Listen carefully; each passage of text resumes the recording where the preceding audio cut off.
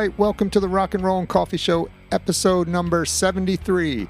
I am your host, Joe Sibilia, and thank you for listening to the show. If you like this show, please make sure you hit subscribe wherever you are listening to the show, and also follow us on all our social media. You can find us on Facebook, Twitter, and Instagram at R&R Coffee Show. Now, I'm really excited about this episode's guest. He is the original founding guitarist for the rock act Sponge, and now he is also the lead vocalist and guitarist for his new band called MC Rhodes. Now, MC Rhodes has a new EP out called No Nostalgia. It is out on Golden Robot Records. It's a collection of 5 bluesy rock classic songs, with a modern twist. I definitely recommend you check it out.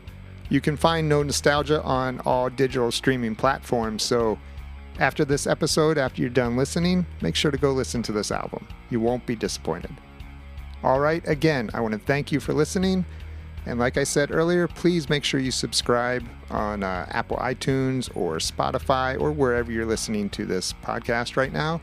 Subscribe so you can be updated as we release new episodes every Friday. And also make sure to go over to Instagram or Twitter or Facebook and follow us at R&R Coffee Show. Spread the word, share the posts. Thanks for listening. Hey everyone, it's Joe with the Rock and Roll and Coffee Show. I wanted to take a quick minute before we get on to our conversation with this week's guest and tell you about Anchor.fm. As you may know, here at the Rock and Roll and Coffee Show, we use Anchor.fm for our podcast hosting. Why do we use Anchor, you may ask? Well, let me tell you. For one, it's easy. Anchor's creation tools allow you to record and edit your podcast right from your phone or your computer. Number 2, after you're done editing your podcast, Anchor will distribute your podcast for you so it can be heard on Spotify, Apple Podcasts, and many more. And the best part about using Anchor for your podcast hosting is you can make money from your podcast with no minimum listenership right from the start. Oh, and did I mention it's all free? Anchor is everything you need to make a podcast in one place. So go download the free app or go to anchor.fm to get started. And don't forget to let them know the Rock and Roll and Coffee Show sent you. Hey, Joe. What's going on, Mike? How are you? I'm doing great. How are you tonight? I'm doing fantastic. Fantastic. Where are you, up in Detroit? Yes, northwest Detroit, but yeah. Okay. How is it up there right now? Well, it's getting to the fall, the chill temperatures are starting to come in at night, It's nice, isn't it? Oh, yeah. Beautiful day today. It was like nice and sunny and 60-degree area, so it's really nice. But it gets fucking cold up there, doesn't it? It does. Really fucking cold. I have a good friend that is from Lapeer, and he used to, and then I met him in Florida when he moved to Florida, and he would tell me how much he hated it in the wintertime up there. Yeah, so I mean, interesting. Like I'm kind of looking at options, because I'm the 6-7 month winters. I mean, I'm a true Detroiter, but I'm kind of looking at something a little warmer. I think is in my future. So well, there you go, and that happens when you get older, I guess, right? Yeah, well, I'm not that old, but no, you're not. You're probably around my age. So. But I think wise is a better word. So there you go. Wise. Like wise. So were you born in Detroit? Yes. Yep. Okay, so you've been there right forever. Smack in the middle of Detroit, Mount Carmel Hospital. The old Mount Carmel Hospital, right in the middle of the city there. So, wow. So you grew up in Detroit, and did you ever leave Detroit? Like have a house somewhere else? No. I mean, I've been, some of the, the suburbs around there and stuff like that, but pretty much all right in the area. So. Okay. Now, when you were growing up, did you have a lot of music in the family? I always like to ask that question because I'm just curious of musicians if they had music around when they were a kid. Not like it basically my older sister played like a lot of 45s, and I used to get access to music through her, and like all the old 70s 45. So that was like my first kind of like introduction to music. And she would get by the 45s because, that's what her and her friends were doing. But then I'd take the 45s, put in my room, and play them 25 times. Right. And so I was told by my parents, and I don't know, how, I assume it's true, but it's like my first two words were la la, so I guess I was the music guy, and kind of carried on since then. So Yeah. Now, what age did you find an instrument? so worked on in a paper route. I got this brilliant idea when I was like in fifth grade that if I worked on a paper route, then I could buy the guitar that I saw in this J.C. Penney catalog.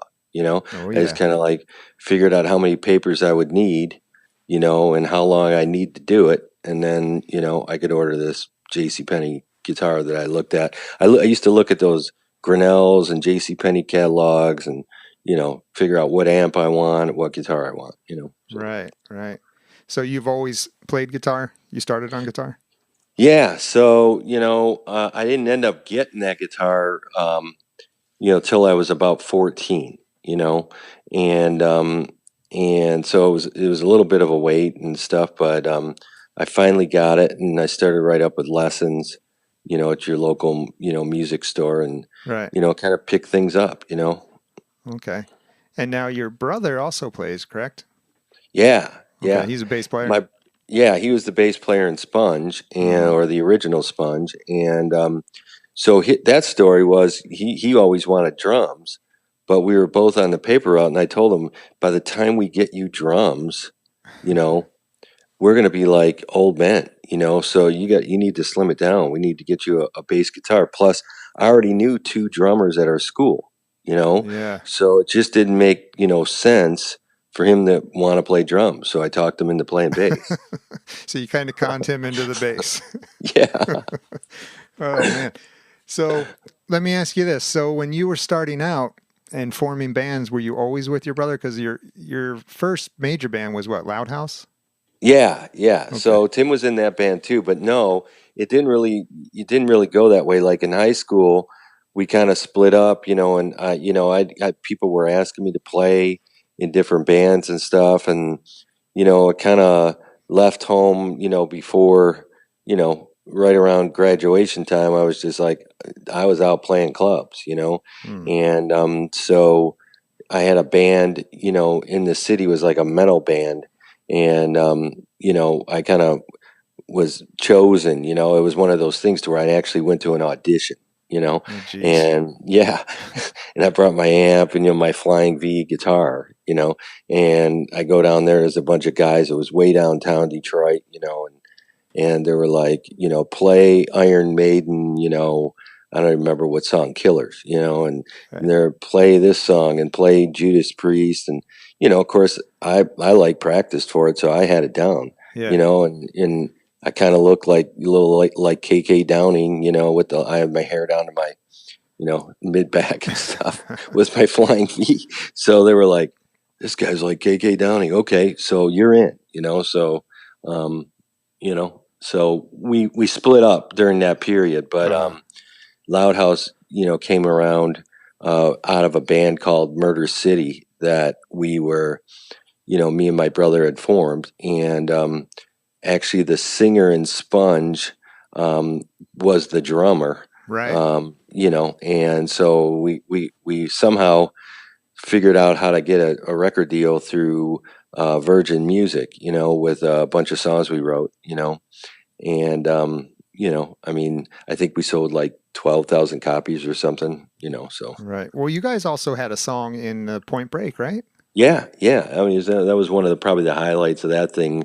It was like a remake of a Deep Purple song. It was like a industrial version of like Smoke on the Water, Okay. and so somebody at the record company played it for some of the people that are involved with that movie, and they loved it, and the scene that it's in. I mean, they play that movie all the time. Yeah. It's funny. It's like I'll be watching some TV with some friends and stuff, and that movie will come on. I'll be like, I got a song in this movie. They don't believe you, right? They're playing football on a beach or something. Patrick Swayze and Yeah, yeah. those guys. So Yeah. Does that still you show up on your royalty checks? I think, it's like 22 cents or something every year or something Nice. like that. I don't was Loud House. I mean, what did you guys do? I know besides the movie song. I mean, what did Loud House do? Because I don't. I was into that scene, but I don't remember Loud House. Yeah.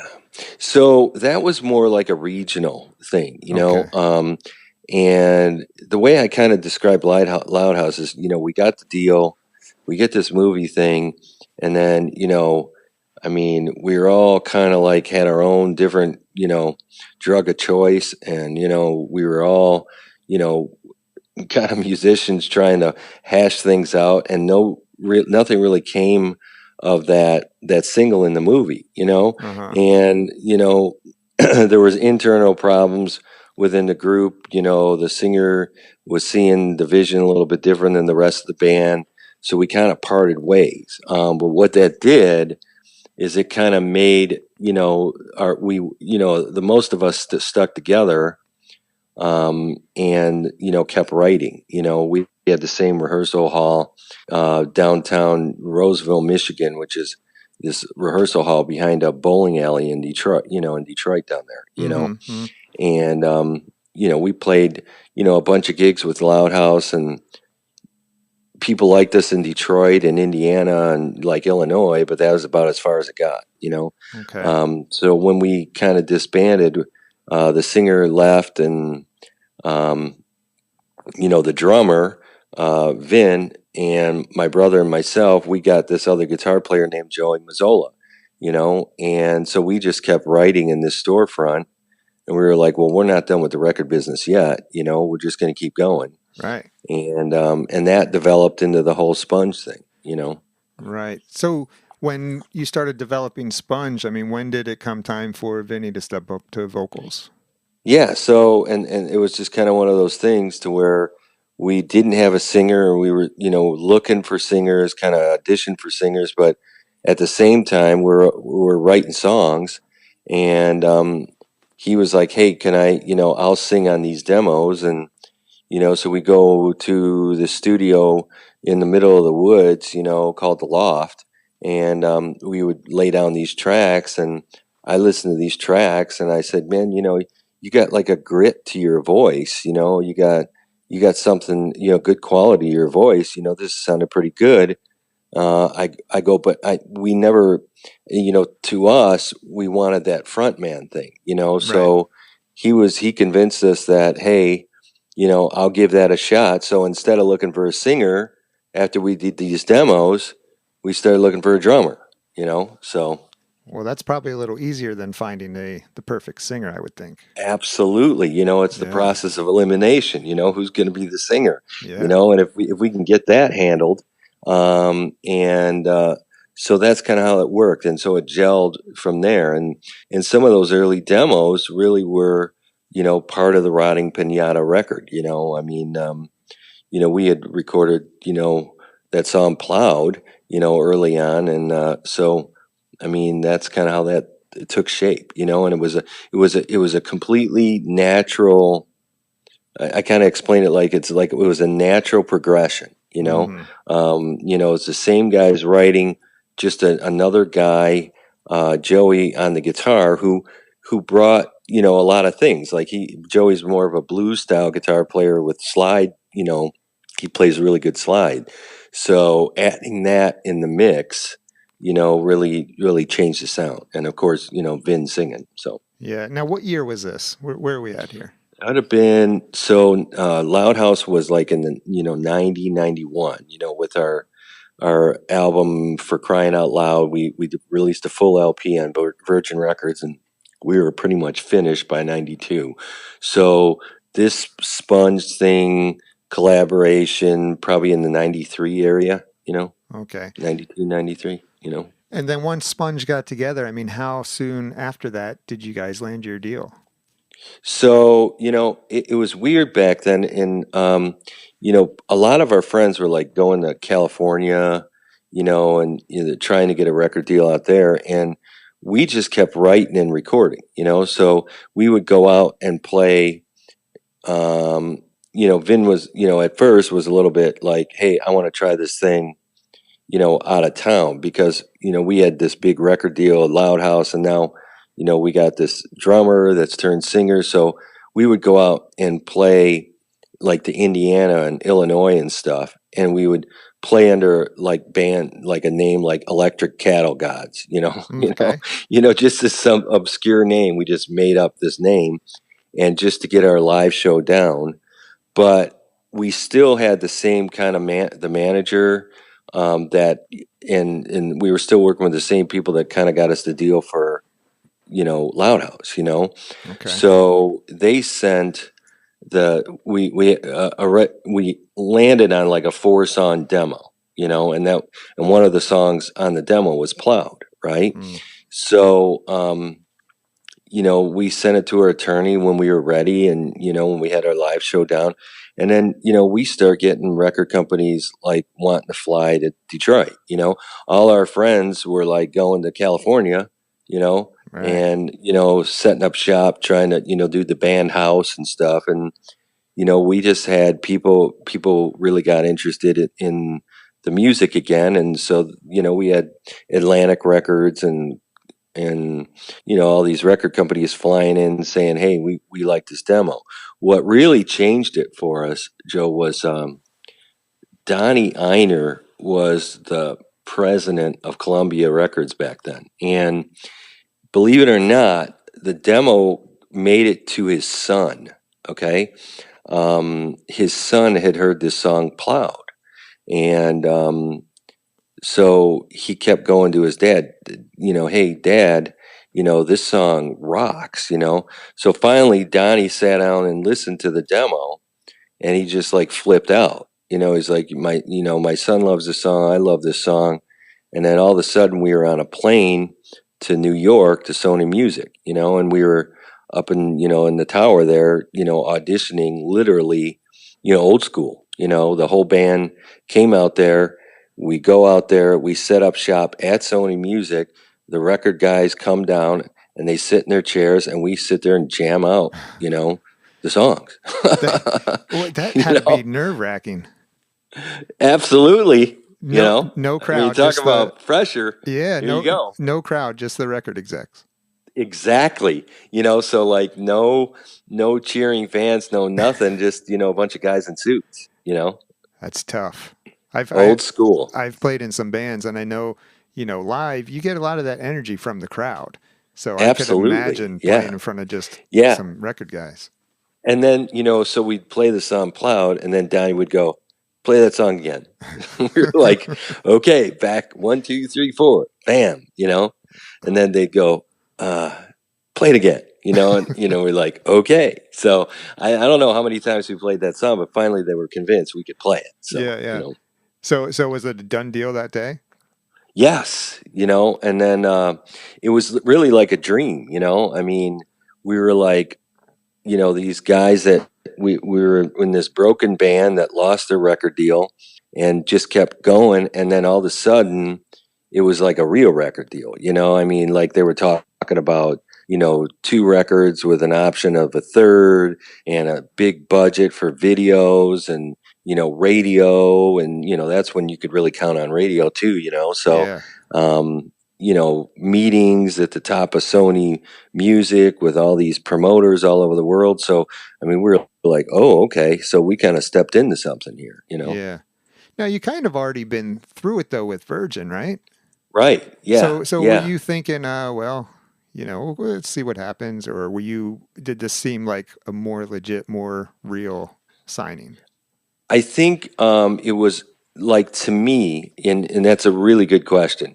To me, what I thought Loud House was missing, Loud House was, a very like ethereal type band, to where like I never saw it going commercial to where, we could actually have some songs on the radio. I just didn't see it, Okay. To whereas my influence, I think, with Sponge was more like, we got this thing now. Naturally, what we do is we write songs, 3-4 minute songs, and they're heavy, and we incorporated like the 2 guitar player thing, but we also wrote songs that work in a radio format, Mm-hmm. and so internally, what I felt is this thing has really got a chance, a cool band that writes, cool songs, but also we can get them on the radio, Yeah. so. And then, so I'm sure you assumed Plowed was going to be the first single since they had you play it so many times. Yes. Yeah. I Okay. mean, it was like, although, I mean, I did have some, arguments, with, Vin, about are we going to use this song as a single? And I'm like, you're crazy. We got to use this song as a single. So, there's always that push pull, Yeah. where the singers, got other ideas and stuff. But that's when the creative tension started happening right there. And I'm like, no, no, no. We got to stick with the format here. This is what got us the deal. These guys are on this thing. So, yeah, and actually the first, Columbia did a smart thing. They put us on the Work label, the Chaos label, because we were kind of like, hey, we don't want to go out there with this big label, because at the time, all these indie labels were coming up and stuff like that. So they put us on this Work group label, Okay. and those people worked really hard. I mean, they really did. Mm-hmm. But what we did is we came out. There was a longer song, not as commercial, called Nina Menasha on Rotting Pinata. And so what we did is we dropped a 4-song EP and made Nina Menasha our first. We made a video for it. So that's kind of how we introduced the band. A lot of people don't know that because Plowed hit the radio so big and everything. Everybody. That's when people really started to know about us. Okay. But they did a smart thing by kind of introducing us with this song Nina Menasha, which is a great tune. So. Uh-huh. Now, did that have success? It got a little bit on MTV. It got Okay. us a couple spins on MTV. So it kind of opened up some doors for us. But the song that really broke us was Plowed, and there was a radio station that started kicking it, and it started to get spins. I remember Mm-hmm. we're touring all over the country in this like passenger van, Yeah. and then I remember one time pulling into Texas or Phoenix and turning on the radio in the passenger van, and here's the song Plowed, like blaring, and we're like, oh shit, we're Right. like on the radio here, and then we start getting spins, and then so we shot a video for it, for Plowed, and then all of a sudden that thing, it just blew up, and we were getting invitations from like David Letterman and Conan O'Brien, and so Right. that's when things really started to move. So. Yeah. How are those late shows to play? Is that a good time, or is it more work than it is worth? Well, yeah. So what I remember is they call the late show, but you tape them in the afternoon. So Right. so it's like wherever you are, like you're in Texas, or I think one time we were like even overseas, and we're flying, taking an early flight to get there for a 1 o'clock taping. So I remember that part, and I remember, specifically that the guitars really got to be in tune on TV, and because I would go back and I'd listen to our first take, and, something would sound off, and I'd be like, man, on TV, we really got to be in tune. So we would Huh. tune, till we got, especially with two guitar player band, you don't want it to sound out of phase and Yeah. stuff. Yeah. So what I learned real quickly was get back there in the soundboard with the tape people and make sure the guitars and all the volumes are right and stuff like that. So, Okay. but yeah, that was one again, like playing in front of the Suits. It's same kind of thing. There's an audience there, but it's like the audience is way far away, and really you got one or two takes to get the thing right, so. So that you record more than one time. It's not just one and go. Yeah, well, I think they gave us 2 or 3 pops at it, and that Okay. was it. Okay. Actually, there was a couple that we just had to go in and do once, Uh-huh. and hope that it sounded good. So. Yeah. Yeah. Well, that's fun. You got to do those shows. Oh yeah, that was great. And it was really good for getting the word out. I mean, man, getting those late shows, like, we would see, the record sales, spike up and stuff every time we would do something like that. Yeah. So here you guys are out in a van, touring around, Plow's on the radio, picking up steam. Are you seeing these record sales start climbing fast? Yeah, yeah. I mean, it's like I said, it's just one of those kind of like rags to riches thing. It's like all of a sudden, we're playing, a 400 seat club, and then next we're getting invitations to play with like, Van Halen, Right. open up for Van Halen, or we play with the Cult at the Palladium, in front of 5,000 people. Nice. So it went pretty quick. Right. So you're on the road and your label calls you and says, "Hey, you're going out with this band." Is that basically what happened? They pull you off the road? Yeah. Okay. Yeah. I mean, so at that point, you're worth, like other bands start seeing you as like a band that can draw and help, Sure. you know what I'm saying? Yeah. So, and it makes sense, it's like, hey, we got a number 3 or 4, alternative track on the radio, so these guys can help us draw. So we become more, I guess, I don't know, interesting to people that are trying to fill up hockey arenas. Well, If these sure. guys can pull in, these guys on the bill. So we did, shows with like Live and Collective Soul, all those bands that were, back then. So Yeah. Who was your first big tour with? that would have, I think it was Live. We did like a hockey arena tour with the band Live, and it went pretty well. So I always liked that. What happened to them?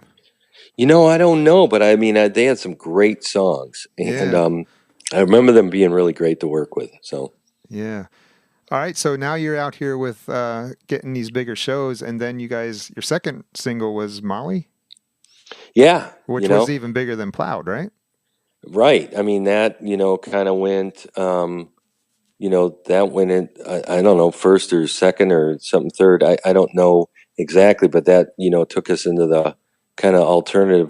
Plow was more rock alternative, but Molly put us in like the kind of alternative, charting things, and that was kind of the music that was happening back then with like Blind Melon and Yeah. all those other bands. So Yeah.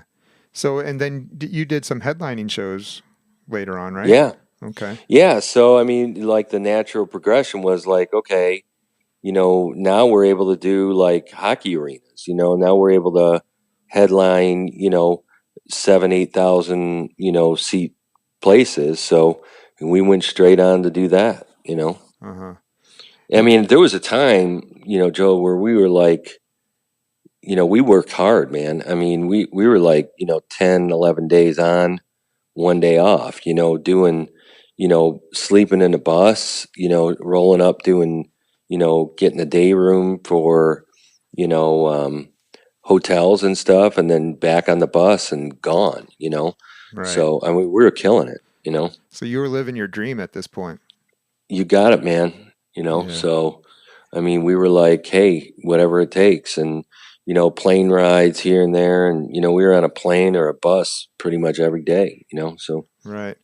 Now you supported Kiss too, right? yeah, so that was like a fluke kind of thing on the second record. We switched management company, and Susan Silver from, who manages like, or used to manage Alice in Chains and Soundgarden, right? So we thought, okay, she became interested in the group. So she was our manager at the time. And what had happened is Kiss had that, big show planned, Tiger Stadium downtown. And we were off tour at that point. Alice in Chains was opening, so there's Susan's involvement in that show. And Stone Temple Pilots was supposed to open for Alice in Chains. Well, something happened, I think, with the singer, Mm-hmm. to where they had to cancel the gig, and we got a call, I don't know, a few days before the show, and we were like, they were like, how'd you like to open up for Kiss in your hometown? And we were like, you don't have to ask us twice, Let me think we'll be about there. that. That's amazing. That had to be like blow your mind. Your It home. was amazing, not to mention, I mean, it's like the biggest venue you could play here, number Yeah. one. But Kiss, Legends, the whole original band, right? Right. And then Alice in Chains, who we were like tight with, because we would see them at gigs and stuff. I mean, like if they were in Detroit, like we'd be playing, cards, poker at my guitar, Joey's house in Yeah. downtown Detroit. So we were kind of buds with them. So and I love that band. I mean, Great Jerry, band. Great band. the way he writes songs, and Lane, back then. And the only unfortunate thing is that was the last time we saw Lane alive. Oh, geez. Yeah. So it was a good and bad thing there. He was in rough shape. And but we got to see him one last time. So I'm thankful for that. So. Mm-hmm. So you guys went on to record. You recorded with Sponge 2 more albums, correct? Yes. Okay. Yeah. And then at the end of the day, why'd you leave? So, it's kind of one of those things. It's like the direction was super solid on Ronnie Pinata, and then as we get into that second record, all of a sudden there's different people and there's you know suggestions and stuff, and the core writing thing started to change. Mm-hmm. And I kind of fought the direction pretty vigorously. Between the first and second record, I didn't think we were going in the right direction. I thought we should have spent more time with a follow-up record, and we were making, in my opinion, rash decisions were being made with songs. I explain it like this. We ended up with two top, 5, charting songs off the first record, and so we could have taken a little bit more time. But I start getting songs, handed songs, about drag queens, and I'm like, Right. well, what are we doing here? It's Yeah, like, it's not us. and I got nothing against drag queens. I mean, that don't hear me wrong, but it's like, I didn't see really where we were going Yeah. with the whole thing. Yeah. I mean, we would have a song like Wax Ecstatic, which we all, stamped, that's a Sponge song, or Have You Seen Mary? But there were other things on that record to where, I mean, I kind of was like, we need to keep writing and stuff like that. So, but being 1/4, of decision making process, it became more of like, this guy's writing this song, this guy's writing this song with this in. It was a lot different formula than what I thought was our success formula. So and that kind of carried on, and then there were other crazy things that happened, like we got an opportunity to open up for Soundgarden, and we lost their singer on tour. I mean it's crazy shit happening like that, and I'm like, okay, this really isn't going in the right direction. Right. So You lost your singer? yeah. I mean, he left us. We were in France, and he got kind of whacked out and got on an airplane and abandoned us while we were out in overseas. Oh, shit. And I didn't know that. flew back to the United States. So we were kind of sitting there after the record company put up a bunch of money to put us out there and open up for Soundgarden, and we were kind of left hanging the bag. So I had to make the decision to fly the band back home. So at that point, do you have a band left? I Right. mean, what do you do? That's got to be a little embarrassing too.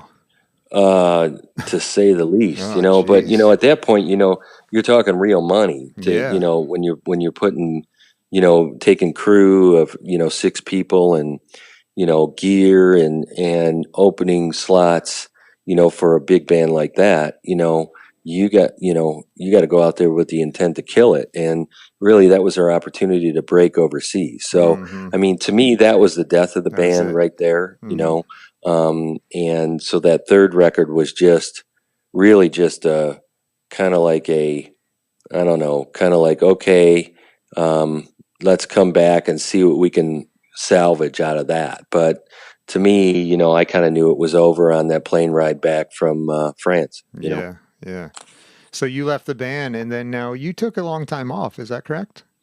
Yeah, I took more time than I thought I would, and it was just one of those things to where, I'm not going to say like give you a crying in your milk story kind of deal, but it was a big disappointment. I Uh-huh. mean, we had worked for 10 years, as a band to, through, Murder City, through Loud House, and finally, you started to see the fruits of our work with Sponge, and then for it to just turn so ugly so quick. I really had to just kind of go back and take a little break and see, okay, so what if I was going to continue doing this, down the road, and I don't know when. And keep in mind, I'd still go right with, people would come and say, hey, can you help me out with the song, or can you produce this demo, or can you come play on this? I would still do that stuff. Uh-huh. Yeah. But I just stayed purposely out of the scene. And the music business has changed a little bit too, so but I personally went like, hey, if I'm gonna do this down the road, what am I gonna do differently? And one of the things I came up with is, I got to be the one that has and keeps the vision of the music. Yeah. Because, it's just too much work, Joe, to depend on, a few other people to see it the same way you do. Yeah. Right. And some bands are fortunate, it just seems to work like that. But so often than not, you got a few good records and then, things start to go astray. So for me, it was really just like when I do this, how can I keep the vision? How can I take the songs that, I was always a contributor before. I mean, I would give, full songs like, Have You Seen Mary was, basically a result of this riff that I played. I was like, it turned into a whole song, but how do I start to develop something that I can control, as opposed to contributing like in a band scenario. And I didn't know it at the time, but then I started doing like demos, and I'm like, I'm just going to sing them myself, and I'm going to come up with a sound that works with my vocals. And at the time, I was just like, well, is this going to be like a writing thing? Like I'm going to submit these to our publisher and see if somebody else wants to Right. use this song, that kind of thing. But as I started doing the demos and as I started, really getting to what I wanted to do, it really came to this sound that we got with MC Rhodes. And I was like, so, you know, that's what I'm going to do. Right. Right. Now, how long did it take you to find your voice? Well, so, again, that was just like one of those things to where I kept working at it, but I was, you know, doing different things, and I got involved in, a few, business stuff and everything, trying to make a living and stuff. But I would say, really right around the COVID time is when, I had these songs recorded, and I was like, okay, everything's slowed down.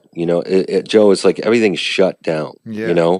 and here I am, and I'm like, I got these songs, and I'm like, I don't know. I had realized that, you want to know what happened? It's like I saw this movie, believe it or not, called Finding Sugar Man or Looking for Sugar Man. Okay. Um, and it's about this, Detroit songwriter that had this record deal, and nothing really happened with it. He pursued it, and then he just started taking care of his family because he assumed like it was over. And he was cool with it. He never stopped playing or anything, but he had a family, he had this, and wouldn't you know it, that it's like his songs are like huge overseas. And they don't know this guy's alive. the movie was spectacular, and I saw that movie right around COVID, and I just started playing these demos that I'd done before, and I'm like, okay, I'm gonna do something with this, Yeah. and now's the time, you know, um, and I don't really care if anybody likes it because the music business had changed so much to where you could actually put out your own stuff. You don't need a Right. record company, you don't need this. You can just put it out. So I was like, I get a bunch of, people, musicians, and I play them the demos, and these guys are real Detroit musicians. These guys aren't, just some people I'm telling what to do, and they listen to them and like, man, these songs are great, So the region idea is, we're going to do some covers, we're going to do some of these originals, and as I started pursuing it, I was like, okay, so I'm going to put this out as a project, and really go for it. So, Okay. Now tell me a little bit about your writing style for this album. This EP, it's an EP, right? Yeah. yeah, yeah, How many 5 songs. songs? Yep. 5 songs. No Nostalgia is what it's Yeah. called. Tell me about the writing process for that, because the writing for this, I mean, MC Rhodes and Sponge don't really sound the same. That's good. Yeah. Okay. So tell me And about this writing yeah, process. so Sponge was very much like a collaborative thing. Okay. Somebody come down with a guitar riff, somebody come down with a melody, somebody come down with a lyric, whereas this thing is me, myself, and I, it's my lyrics, my songs, and my vision in the music, So there are songs that are written, stories that, personal stories and songs that I literally write by myself, and this particular album, I even did most of the guitar work, um, you know, and, basically had, a bass player, a drummer come in and do it. But like I produced it, I wrote all the songs, and it really came down from what I think, Joe, is just, it's one of those things, it starts out with, I'm giving little riffs to like the singer in Loud House, and then we're making that in the song. And then with Sponge, it was more collaborative to where I was more involved with the production and the arrangements and the lyrics and the music, I mean, Right. that guitar riff in Plowed, that's, my invention, Right. but, and Have You Seen Mary? And this was like, okay, I'm going to take all that and then I'm going to incorporate my voice and I'm going to make something that's totally mine, you know? And again, if you like it, wonderful. I really appreciate it. And if you don't, that's okay too. Yeah. Then you don't. Right. Yeah. So, so what was I going to ask you? Oh, so when you're writing these songs, I mean, which style do you like best? I know it's different times in your life, and you were at a different point in your life Yeah. during each stage. But Yeah. which way are you finding you like doing it this way more than Yeah. say a band? Yeah. Yeah. I mean, I'm headstrong going this way, Yeah. And interestingly enough, I'm super excited about the new stuff I'm writing. Like no nostalgia to me is like the starting point, This is like point A, Yeah. But like some of the new things we're coming up with, really go in this cool direction, and that fits with who I am, and the vocals and all that stuff. I worked with literally no nostalgia is the starting point, Okay. and we've come a long way with even with the songs and the writing and stuff like that. So, I mean, although we're super focused right now on promoting this EP, our plans are to go back and record some more songs. Okay. And you gonna release singles or a full album or not sure yet? Yeah, so I mean, we haven't gotten that far down the road, just because we've been so focused on, putting our live show together and the EP release. Okay. But as far as the songs, yeah, they're there. Okay. And they're even incorporated, like when we do go play out live, we're going to have new songs as well. So Nice, nice. Now, No Nostalgia is out on Golden Robot Records. right. And actually, last week I had Mark on. Oh And yeah. yeah, yeah. So, how did you guys end up hooking up? So again, like I told you, like I when I just made the decision to do this, Joe, I was like, I'm just going to put it out myself, right? And then I started looking at like the enormous task of hiring this promoter and what distributor. So really, I had just contacted a an attorney that we knew that I had known that kind of is in that distribution world, and I was like, can you help me just find distribution for this, and then I'll put it out through like CD Baby or something like that, Right. and that was the plan, right? So, and I'm kind of floating around online, getting my social media stuff together and trying to get this. And again, looking at the enormous task of, putting this thing out, coming back out after such a long break. What am I going to do? So I come across one of Golden Robot's artists, on Facebook, okay, just out of the blue. And he's talking about Golden Robot. And I'm like, I hadn't heard of Golden Robot. So I go to their website and it's like this record company, but it's all, like this media company. And I'm like, they're like, they say they're artist friendly. And then I started checking out their artists. I'm like, okay, so they got a cool selection of artists. I've never heard of them. So this is what I did. I literally did an inquiry online. you know, I mean, I just sent an email like, hey, I don't remember if I said like X Sponge guitarist or something. I'm trying to find out some information and everything. Wouldn't you know it? Like 2 or 3 days later, I get an email back from the CEO founder, Mark Alexander Gerber. Yeah. And so that I'm blown away by that, like, okay.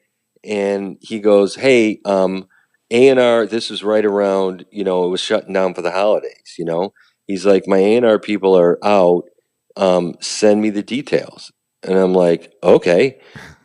He goes, can you send me some songs? And I'm thinking, well, you don't have to ask me twice, Right. and so I shoot him off like 4 songs, right? And I didn't really expect to hear anything. Again, I'm just heading down the road, like I'm putting this thing out. So a few days later, I'm sitting here, after rehearsal. It's kind of an evening time, and I get this call, and it's all these crazy numbers, and it says Australia, and so I'm like, Australia. So I pick up the line, and it's Mark Alexander Gerber, and he's like, is this Mike Cross? And I'm like, yeah. He's like, he's telling me, he goes, I'm literally listening to the song in my car, Smile Like a Knife, He goes, who the hell is singing this song? And I'm like, I am. He goes, you got an awesome voice. Who's playing guitar? And I'm like, I am. He's like, oh my God, and he was literally jazzed about the music. It really touched me, Yeah. how jazzed, and he said he had been listening to it back and forth, and he says, hey, I get 200 demos a day, and I really like this stuff. Can we start talking about what you got going on? And I'm like, heck yeah. So it went really quick, and what he convinced me, like, it's one of those gut things, Hmm. like he really understood what I was doing with the music. It wasn't like a whole lot of back and forth. It was like, hey, he gets it. And man, if I could have somebody take this enormous task of marketing this thing, which I really don't know much about, because I've been Right. out of it for so long, wouldn't that be a great thing, to come out with? And I've just been continually impressed by how they do things and how they stand behind their bands, and how passionate they are about music. So I just feel super fortunate. So That's awesome. Yeah. When I was speaking to him, I talked to him about a lot of things, and he was saying how um, artist friendly they are. And, he convinced me to go on their label. And I told him, I said, if I had something to put out, I'd want to be on your label. Cool. Did you tell him you were you had me up on set up on deck or what? I didn't tell him that. I didn't tell Yeah, him that that's though, all right. but No worries. he'll see it. He'll see it. Yeah. But yeah, Great guy. he Yeah, is. He and is you know a real great guy. what a visionary. It's like to have a place for artists to go that maybe are doing something a little bit different and maybe aren't so mainstream and stuff, and of course it's just it's a whole different world with major labels now.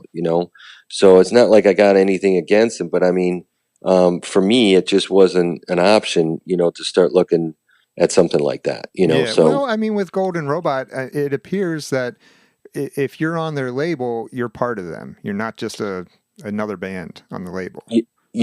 That's exactly it, Joe. When our initial talks, he was like, mate, I run this like a family. We're a family. We're brothers and sisters here, and I it was hard for me to take because I come from the major label world where it's like, hey, you either make it or break it. Yeah. And I wasn't looking for that because it was this music to me was so special and so important. This was my kind of like reintroduction to really who I am and what I want to do. I wasn't looking for somebody to do make it or break. Hmm. And he convinced me, we stand behind our people. And the biggest thing is he was very passionate about the music. It was super apparent to me. Hmm. So I tend to be right. My gut decisions tend to be right. I'm not saying I'm never wrong, but he really convinced me, and I've been again. I feel very fortunate to have met up with him and be involved with that company. So Well, good. So when you were recording this album, did you record it at a home studio or did you go into a yeah, studio? yes. Actually, I recorded the demo. The bones of it at the studio that I originally did Rotting Pinata. Oh, wow.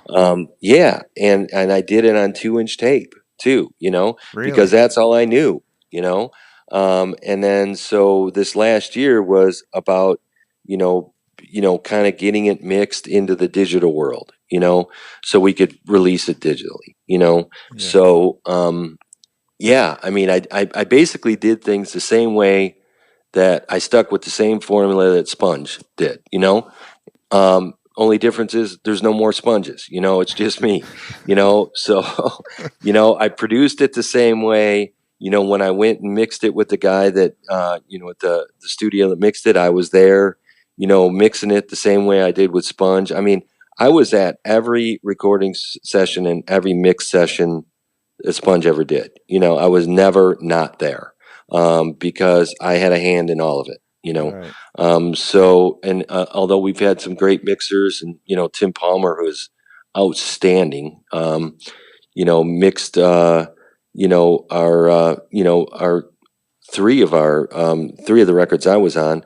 I was always, with him and just kind of throwing in my 2 cents. But especially from not so much mixing, but from a production standpoint, I was always there and arranging and all that kind of stuff. So.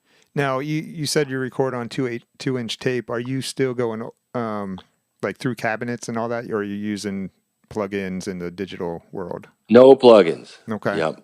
Oh, Yep. No, I'm still and I've kind of rethought the 2-inch tape because literally, it's so cumbersome now. Maybe the additional stuff, depending on where we go, I'm still gonna be, live sound and band. But no, I don't do the plugins things. Nope. okay. Have you tried them Yep. and just don't like them, or you just don't even want to test it out? Yeah, I just kind of got my formula, and I'm you may have noticed, but I'm a little bit picky about guitar tones. I don't know, anybody that mixes with me is I can we'll get it mixed, and I listen to stuff, but Joe, I listen to it on like 10. You know, Yeah. you know, there's mixers that are like, well, you got to turn it down to 2 to kind of, and I'm like, I listen to it like literally in my Corvette on a CD on 10. That's the Okay. best way, right?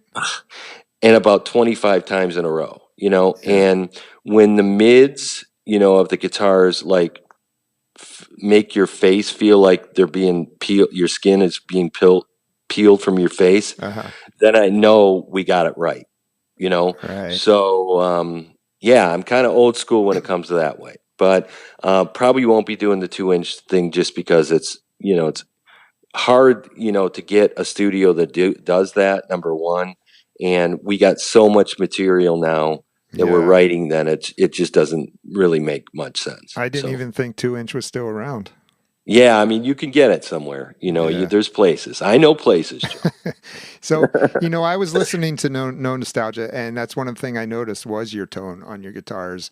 Yeah. How long does it take you to find that right tone when you're Yeah, creating? so I kind of like it's about the guitar, that I'm using for a particular song, but I've always stuck with like the Fender and the Marshall amps, and that live sounding, I don't know, Eric Clapton, Aerosmith, Jimi Hendrix, those influences come in, and it's kind of like, I will sit there in a studio until it's absolutely right. And again, I've driven a mixer producer guy crazy more than once, because they send me the mixes and I'm happy with them. And then all of a sudden we got to go back and, tweak them just a little bit more, So when I signed off on the No Nostalgia stuff, it was right, and, Yeah. so that EP, definitely had my stamp of approval on it. So Well, you got a great tone, great sound of this record. thanks, man. Yeah, I'm digging it. I've been listening to it. I know you had two singles come out, and then your latest single, Stoned in Love, is that the latest one? Yes. Okay. Yep. Yep. And then that came out just a couple weeks ago, right? Yep. And they And call that apparently the focus single, right? On an EP. So, and that was our third single. The first one was Call It What You Want. And then Smile Like a Knife. And then Stone in Love is the third and final single off this EP. So, right. And then the full 5-song EP came out a couple days after Stoned in Love. yeah, Okay. exactly. Now So, that's a new, I guess, kind of strategy, right? To do it that you way. know, yeah, and that's all, Golden Robot, that's their machine, that's their marketing, their thing. And I kind of like look to them to say, I mean, I gave them some ideas of what I thought the single should be and maybe what should be on the EP, but they're very involved in the marketing. But I'll go back to Mark Alexander Gerber, um, just kind of throwing the songs at him, and I didn't really have an order of the EP, Uh-huh. and he shot me an email. He goes, mate, I think this should be the order, and I'm like, okay, so here's a guy that's signed, Filter and Right. things like that, and he's kind of, so interested in the music that he's helped me out with an order. I really felt, very I don't know, like I really appreciated that, to have that personal touch, to be that, a fan of the music and stuff, to make suggestions like that. But in terms of marketing, they listen to my ideas and I listen to them. So it's been a really good working relationship. So Good. Tell me about the band. Now, do you have the same band now, same band members as you did when you recorded, or did you find them no, after? yeah. So the demo thing was kind of like me going and I'm going to do this all myself. I'm not going to do a band. So it was kind of like two separate things. Although the guy I chose to be in our touring band is the guy that played all the bass on No Nostalgia. So Okay. that was an obvious choice. But I brought in a guy named Bobby G, local guy around here, to play, guitar. Now, I've always been, even, since Sponge and even before Sponge, I always liked the sound of two guitar player bands. Now Loud House was a one guitar player band, but that was kind of like a fluke because the one guitar player guy quit before we got the deal. So Hmm. it really was a two guitar player band. It just, I was the only one left, and then we wrote songs and we got the deal. But Sponge was a two guitar player band, and I'm a big fan of that. Leonard Skinner, Alice Cooper Band, Aerosmith. That when I used to listen to music when I was cutting my teeth, I would learn all of the Aerosmith licks, and I didn't know back then if Brad played them or Joe played them. Right. I just learned like the whole song, his solo, Joe's solo, Brad solo. Same thing. Yeah. But what happened is I learned how to intertwine those parts. And how you playing something further up the neck and then somebody playing in the first position, what a wall of sound that makes. So I had always wanted to incorporate that into what I was doing. So Bobby G, understands that vision, and he's a real guitar player. So he was a big piece to putting my touring band together.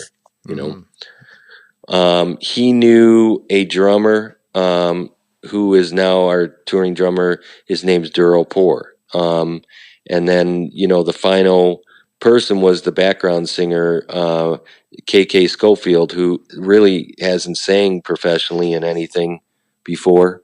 She just, convinced me that, she really wanted to do this. So Wow. we needed, and so literally I auditioned her over the phone because this was all going down during COVID. And so she sang me a few songs over the phone. I said, well, that takes guts, Over the phone. And then so I go, well, do you want to come to a rehearsal? And she goes, yeah. And so she shows up, with 4 other guys, that she doesn't know. This young woman shows up and she's got like, spandex pants on, big long white boots, knee-sized boots with feathers in her hair. She showed up ready to go. Yeah, she's ready to go. And she killed it. I gave her all the parts, and I'm like, okay, so now we got something here. So Wow, that's interesting. Yeah. Do you when you're writing lyrics for MC Rhodes, is this the first time you wrote lyrics, or did you write lyrics with Sponge? Actually, some of the songs, like some of the album tracks, like I'll give you an example. Fields, a song called Fields on the Ronnie Pinata, and Miles. Those 2 songs. There were probably a couple other things, but no, I always given lyrics up when I'm writing a piece of a song. But full song lyrics, this is my first, go at it. Was it a challenge for you? Go ahead. Was it a challenge for you? Lyrics to me are the hardest thing. Yeah. Because it seems like the music and the melody come first. But they're also the most magical thing. And what I mean by that is somehow, it just comes out to where the lyrics fit the song, And so although early on the process was a little bit more cumbersome, the way it's working now is like the song melody comes, before it was always a guitar part, right? Because I was guitar player contributing. So now I hear the melody in my head and it's not the guitar player, but I already got that part down, I know how to come up with a riff for a song. I mean, that I can do. But the melodies are coming now. And so it starts with the melody, and then I kind of put the bones of the song, and then the lyrics just, bam, they're starting to come right away, their personal touches, their stories, I like to approach it like a story. That's all I can say, and it's although it was the most cumbersome, I'm having the most fun with that now, Yeah. So what do you, now I know we still have COVID going on in the world and everything. Yeah. And touring's kind of hit or miss, but what are the plans to get on the road? Yeah. So that's been very challenging, as you know. I mean, not only for the industry, but the people, the promoters, the clubs, and everything like that. So, and of course, because we're just building audience, right now. We're just starting out, and so there are bands that have been waiting it out that are established bands that are, hey, tours come up, they're on them, So it's kind of like a double whammy. It's like not only are we officially a new band, there's a couple people that know who I am, but it's been a little while, Right. for me. So it's kind of like a whole fresh new thing.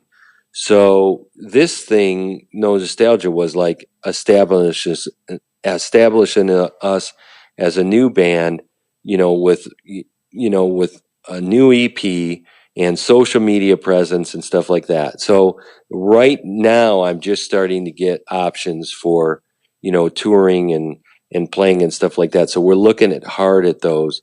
Does that make sense, or does it make sense to release a few more singles, keep getting the word out? So, I'm going to look, at our record company to decide, what do we do next, because we've literally just been so focused at getting the word out on this EP, Mm-hmm.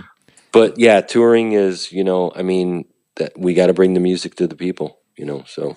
Yeah, I mean that's how you spread the word, right? You got it, man. You don't have radio and MTV anymore. That's right. So it's like, old school, go play. So, Yeah. And I'm looking forward to it. I'll tell you that. So. Yeah. Well, good. All right, Mike. Well, listen, I appreciate you taking time. Now the album is out, so people can go get it. No Nostalgia. Yeah. They can get it from where? Well, the easiest, and I always say this, Golden Robot Records has a profile for us, so you can find us Golden Robot /MC Rhodes on their website, goldenrobots.com. But, we're also, on iTunes, Spotify, we got profiles up there. So it's being released, from what I understand, at anywhere you can get digital music. So, Okay. And you can find us, Twitter, Facebook, the MC Rhodes, and on Instagram, MC_Rhodes. We're building our presence out there. So. Okay, good. Now, is this available on any physical copies, or is it all digital? No, right now it's a digital release. Okay. That's all we're doing right now, and we're just kind of getting the word out, So. Yeah. All right, man. Well, listen, it sounds great. Like I said, I've been listening to it. I love it. I'm excited to hear that you're going to be doing some new music in the future, and I can't wait to hear that. Hey, Joe, this has been a great talk, man. It felt, just great talking with you. I love it when they're like this, to where we're just chatting about music, So that's awesome, because it's cool. That's the feel I want to get from it. So I'm glad you had that feel. Absolutely, sir. So all right, thank buddy. you. Thank you very much for having me on the show. Yeah, man. If you ever want to come on again, just let me know. You got my info. I do, sir. So we'll be in touch. Okay. All right, sir. See ya. Thanks, Joe. Have a good night. Bye. That's all for this week. Join us next week for another episode of the Rock and Roll and Coffee Show podcast. Available on all your favorite podcast listening platforms.